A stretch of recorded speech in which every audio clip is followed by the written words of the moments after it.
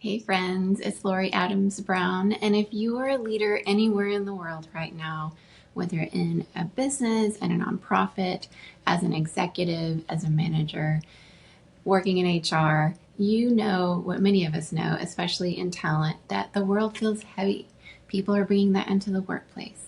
There's political unrest, there's global polarization, lots of employee burnout, cultural conflict in many, many places. And you're being asked to hold a lot as a leader. But here's one thing, you're not alone. Many of us are feeling this way. And in today's solo episode, I thought I would take the time to address and walk through with you how trauma-informed leadership isn't just a buzzword. It's the most important skill set for navigating these times that we're in right now. And I'll be sharing some stories I've never told here on the podcast, like what I learned in translating for a world-renowned trauma therapist during my time of working in the Indonesian tsunami. I'll also talk about how that experience really shaped my global career from Southeast Asia to here in Silicon Valley, and why I keep going a lot deeper into the neuroscience behind behavior and leadership. Plus, I'll bring in some key insights from our recent guests, like Catherine Matisse, who just released her powerful new book, Being a Change Agent Inside Organizations, especially when conflict runs really deep.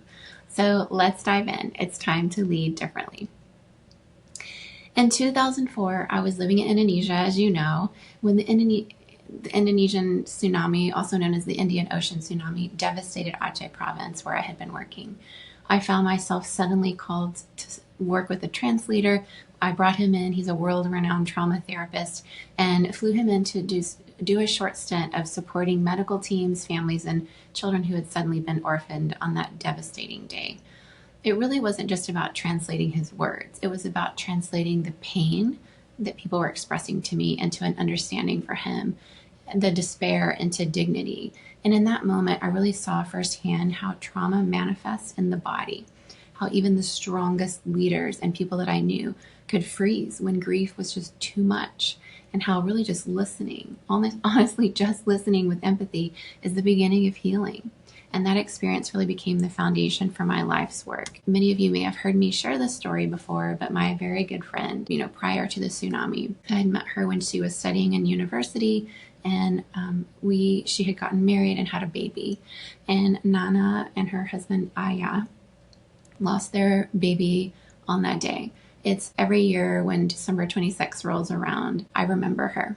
And I remember my friends. But that story has really stayed with me in my own body and some secondary trauma, but nowhere to the degree that it would be for the parents, for this mother, this friend of mine, who lost her precious child on that day. I remember holding my own baby. He was a few months younger, still an infant, in my arms and rocking him to sleep at night and crying and thinking Nana doesn't have her baby anymore. But I brought this world-renowned trauma therapist to Nana's house to speak with her one day and hear her story and help her unpack what she had gone through. And she was experiencing every trauma response you could imagine. She and her husband were living near the beach, as many of the young families did in the Banda Aceh area. The beaches there were gorgeous. They still are. Mountains next to the beaches, palm trees, fresh coconuts, fresh fish grilled with rice, and we used to love going there and eating it with your hands, and the special soy sauce that they have there where they cut up some extra veggies and put in there. It's absolutely one of our favorite meals to this day, and we really miss it. People loved living near the beach. Why wouldn't you? But that day, living near the beach turned out to be fatal for their sweet little girl. And when I brought this world-renowned trauma therapist to sit with her and translate for her, many of the things that she communicated just broke my heart. She was trying to still be strong, both because of her faith and religion that taught her ways to handle this, and ways that were in some ways actually unhelpful with how we understand neuroscience and how the body keeps the score. But also it was her way, and it was what she knew, and she was clinging to those rules and those aspects of her life that kept her steady. But in hearing her pain and translating that pain of her trauma for my friend, this trauma therapist, I really began to understand more deeply the depths of what it means to be a trauma-informed leader. That sometimes just sitting with a person and listening, you might be the only safe person they have, especially in a disaster zone where many people have lost their babies or their parents or all of their children. And I certainly met and worked with people like that in those days that also stay with me. But also I think that part of what leadership means is that when the world seems to be absolutely out of control and you have very very little control over your life, that whether it's a workplace setting like that, where the lines were being crossed between work and friendship, because that's how disaster zones are, that bringing that humanity and that into that moment, I really understood in a deeper way why it matters that we listen to people and their pain as leaders, even if we're going through our own. And that comparing our pain really isn't helpful, because in that reality, there were people that lost more than others. Losing your only child is definitely one of the most devastating experiences any mother or parent can go through. And watching my friend go through that really impacted me and has led to many opportunities for me to understand and become a global leader who really is human-centered. So today, all that experience and many others of various types of trauma throughout career that I walk through in many countries around the world, I lead in global talent development. And what I really do is help leaders become healers, because trauma doesn't just live in these disaster zones.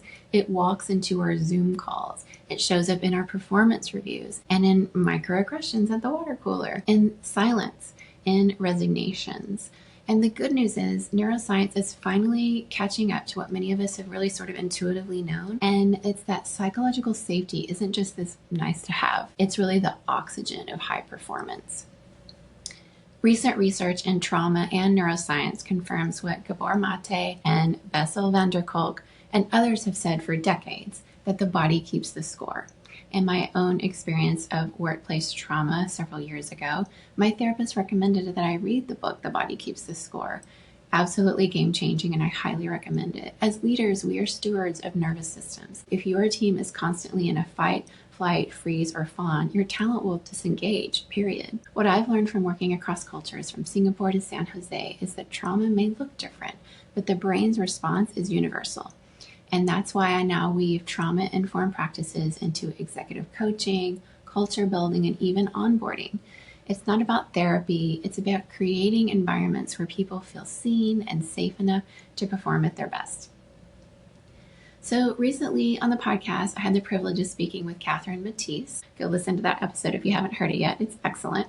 Her new book offers a blueprint for what it looks like to become an organizational change agent, not just in easy seasons, but especially in the hard ones. She talks about how toxic cultures really often stem from unresolved trauma, not just individual, but systemic, and how leaders can intervene with curiosity, with courage, and consistency. So her book is Navigating a Toxic Workplace for Dummies. Her work really mirrors what I have seen globally, that we must stop thinking of leadership as control and start embracing it as co-regulation. As political unrest and global conflict continue to unfold, this skill set, trauma-informed, cross-culturally fluent, neuroscience literate leadership, is not optional, it's essential. If there's one phrase I carry with me from those early days in Sumatra and the tsunami relief in Indonesia to today's boardrooms here in Silicon Valley, it's this. Something Ted Lasso often says, stay curious, not judgmental. The way people live their lives, I was taught from a young age in international schools. It's not always wrong, it's sometimes just different. Trauma-informed leadership really begins with that posture, that curiosity about how when people around the world live their lives, about how humans all have different ways of living this human life. People respond differently to trauma. There are obviously the fight, flight, freeze, or fawn responses, and we're seeing many of them now because of the polycrises happening around the world, whether it's in Ukraine, whether it's in unrest in places in Africa, whether it's the global shift in tariffs, whether what's happening here in California with a lot of raids in our communities. So that posture of curiosity, of humility, and of humanity is what I'm calling us to, of what I'm calling myself to. It involves self-awareness. How are we showing up with our own traumas? Are we doing that work to be that non-anxious presence as a leader? It's hard. It's one of the hardest things I do as a leader, is to understand myself, how my body has kept the score.